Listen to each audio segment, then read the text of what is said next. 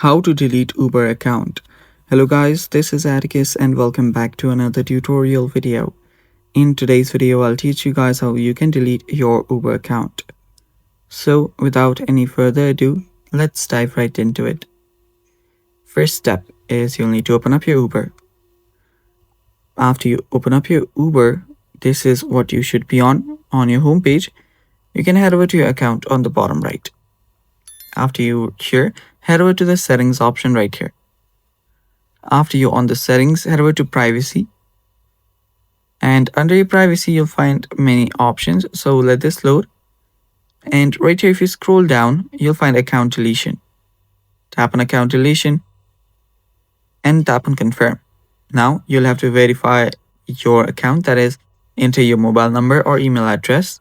And after you verify your account, you will then be prompted to the deletion page of your account. So just do that and you will be able to delete your Uber account. And it's that simple. And yeah, that's basically all for today's video, guys. If you guys are new to our channel, head down below and hit the subscribe button so you don't miss out on our future videos. Also, press the bell icon so you get notified when we release our new videos. Thanks for watching.